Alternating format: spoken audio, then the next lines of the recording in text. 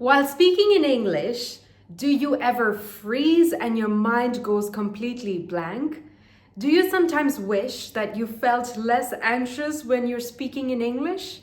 I know that improving your speaking skills can be frustrating sometimes. So in this video, I'm going to talk about 3 main problems why you can get stuck while you're speaking in English and the solution to all these problems.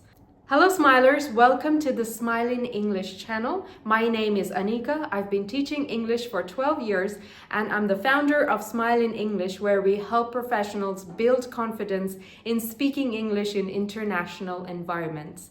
Let's get started. The very first problem that can get you stuck while speaking in English is vocabulary. Sometimes it so happens that you don't really know the word. It's just not there in your mind. But then sometimes you know it, but you just can't remember it, which is more of a memory problem and not an English problem. In either one of these cases, what you can do is describe the word. You can use expressions like, it's that thing that, or you can find it in. For example, if you can't remember the word flower, you can say, it's that thing that's colorful, and you can find it in your garden, especially in spring. This may lead to the other person speaking to you giving you the word, which can actually help you remember the vocabulary even better next time. The second solution is to buy time while you're thinking of the word. You can do this by using filler phrases or filler expressions. Fillers are words or expressions that fill the silences while you're thinking. For example, you can say, just a minute, I'm trying to think of a word. Or, it's at the tip of my tongue. What's the word? It's totally natural and normal for everyone to use these expressions, no matter what language you're using. My third solution is more of a long-term solution, and it's work on your vocabulary. There are many ways that you can do it. But first, let me tell you what not to do. Don't just learn and memorize the words and definitions and sentences. As soon as you memorize it on its own, you're going to clean forget the next day.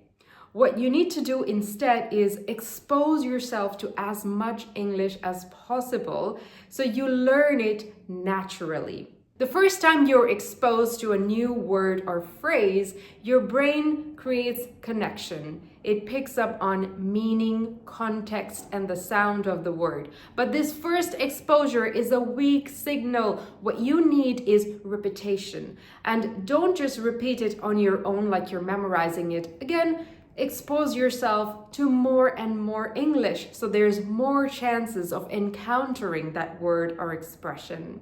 And the more you repeat, the more the signal in your brain is going to be strengthened and you're going to start remembering the word and it's going to start becoming part of your system. So what you need to do to improve your vocabulary is to experience the word, not just memorize it. And the very best way that you can improve this process is to use this word. Sometimes you may not get enough opportunity to use this word because, let's face it, we don't always get to talk to people in English in our lives.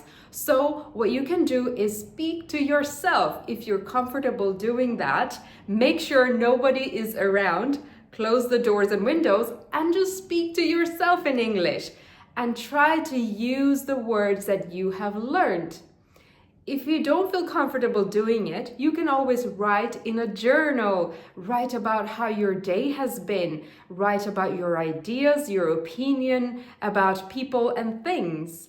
So that's how you can work on your vocabulary and improve it. And improving it can immensely improve your speaking skills. The second problem that can get you stuck while you're having a conversation in English is not having proper listening skills. So the first solution is, if the person in front of you is speaking too fast, tell them to slow down. Say expressions like, could you please speak a little slower? Or you can say, could you please repeat that?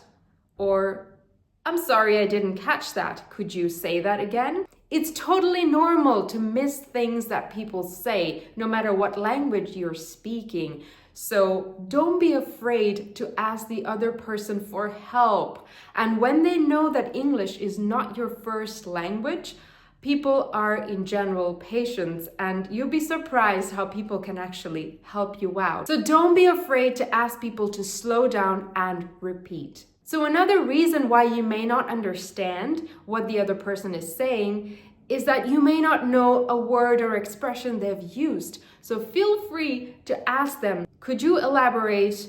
Could you tell me what you mean by so and so expression or word? So it's totally natural and normal to ask people for help. So the third solution to this problem is to work on your listening skills. So again, this is a long-term solution. There are a variety of ways you can do it. Click on the video above for tips and tricks on how to exactly improve your listening skills. There are a variety of materials out there. There are TV series and movies and podcasts, even podcasts that are in easy English. We have one in our channel that you may want to check out. The third problem that can get you stuck while you're speaking in English is the lack of confidence. This is the most common problem. A lot of people I know have actually a very decent level of English or even a good level of English, but what they lack is confidence. There are many ways that you can work on your confidence. The first thing that you can instantly do is, while you're speaking, make sure to slow down. Slowing down gives you time to think while you're speaking. Being confident doesn't mean you're speaking fast. Actually, speaking slower makes you sound more confident than speaking faster. So make sure to slow down. Next thing you can do to help you feel a little more confident while speaking is use simple structure and simple vocabulary that you know. Make sure to simplify your life, not complicate your life while you're speaking. Using complex structures and complex vocabulary does not make you sound more confident. In fact, native speakers don't always use complex structures. They usually use simple structures. English is quite a direct language. The languages I speak are Bengali and Italian, and in both cases I have realized that we tend to make things more complicated. We go round and round before we get to the point. English, it's not the same. In English, we're more direct and relevant. We're to the point. We like to stick to the point.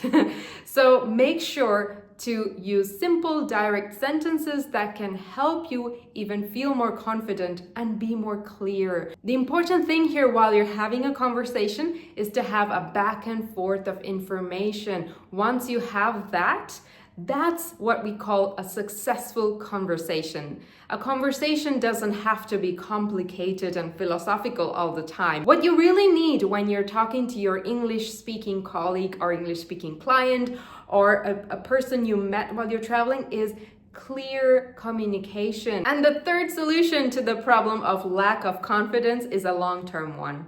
It is simply to work on your confidence.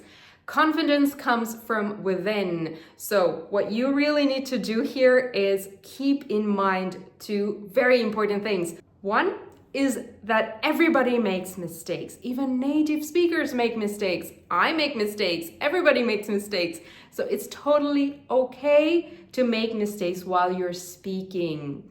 So don't judge yourself. Don't judge yourself when you're speaking to another person or when you're speaking to yourself. Never say to yourself, my English is very bad, because this might be the very thing that can bring down your confidence. It is very important for you not to judge yourself at all. You're speaking in a new language. You're doing something very complicated.